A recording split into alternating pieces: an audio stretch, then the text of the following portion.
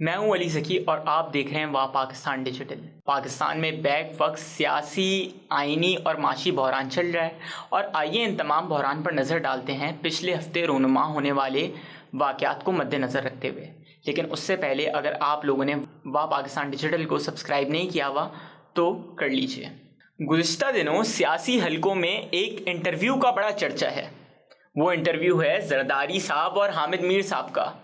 حامد میر صاحب نے 3 دفعہ زرداری صاحب کو زور دیتے ہوئے پوچھا کہ کیا آئین بچ جائے گا؟ تو زرداری صاحب نے کیا جواب دیا، آئیے سنتے ہیں۔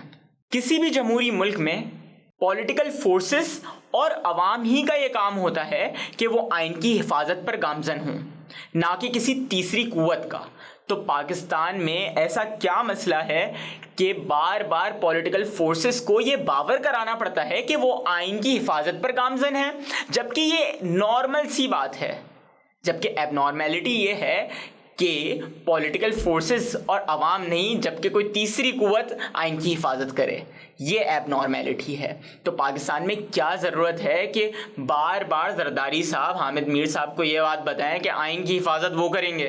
آئین کی حفاظت کرنی ہی ان لوگ کو ہے جو پارلیمنٹ میں بیٹھے ہوئے ہیں، ورنہ تو پارلیمنٹ کو صحیح ڈیزالو کیا تھا آئین شکنی کرتے ہوئے پچھلے سال عمران خان صاحب نے نو کانفیڈنس موشن کے پیش ہونے کے بعد۔ گزشتہ ہفتے رونما ہونے والے واقعات کے بعد پاکستانی ڈالر تاریخ کی ریکارڈ بلند ترین سطح 295 روپے تک چلا گیا تھا۔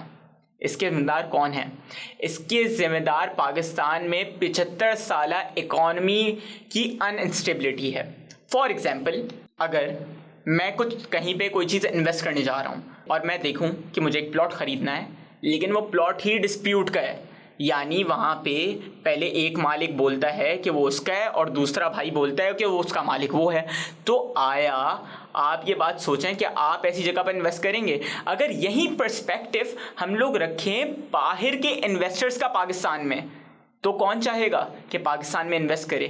کہ جہاں ملک کی حکومت کی اسٹیبلٹی نہیں ہے، وہاں کیا اس کے بزنس کی اسٹیبلٹی ہوگی؟ قطعاً ہی نہیں۔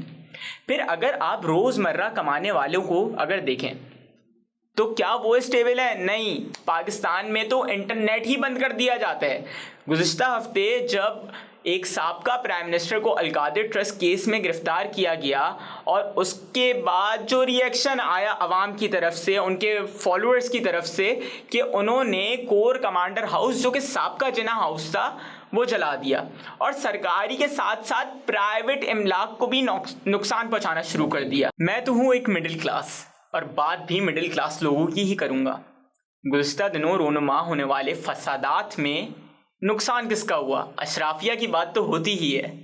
2 پولیٹیکل ایلیٹ کی لڑائی میں پس گیا بیچارہ مڈل کلاس، یعنی مقدمات مڈل کلاس پر بنے، ان کو وکیل بھی نہیں مل رہے، اور ہمیشہ پستا ہی وہ چلا آیا۔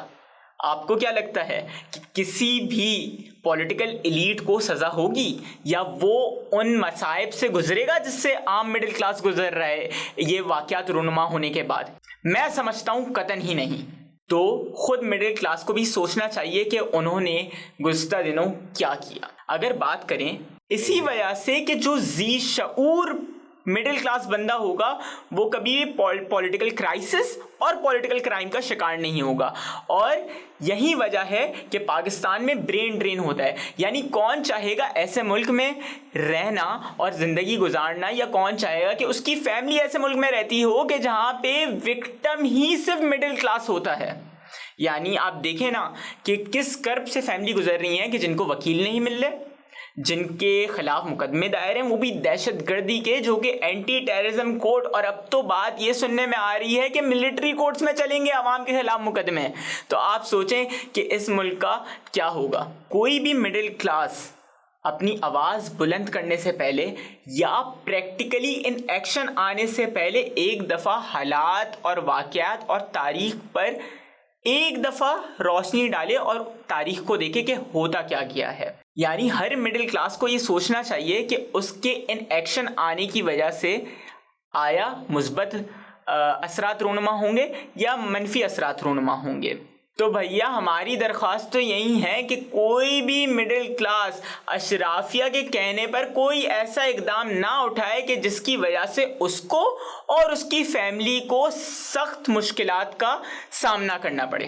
ہماری ویڈیو اگر آپ لوگ کو سمجھ میں آئی ہے تو اس کو لائک کریں اور شیئر کریں، اور اگر آپ کے خیالات ہماری ویڈیو کے مطابق نہیں ہیں تو ہمیں اپنی رائے سے بھی کمنٹ سیکشن میں خوب آگاہ کریں۔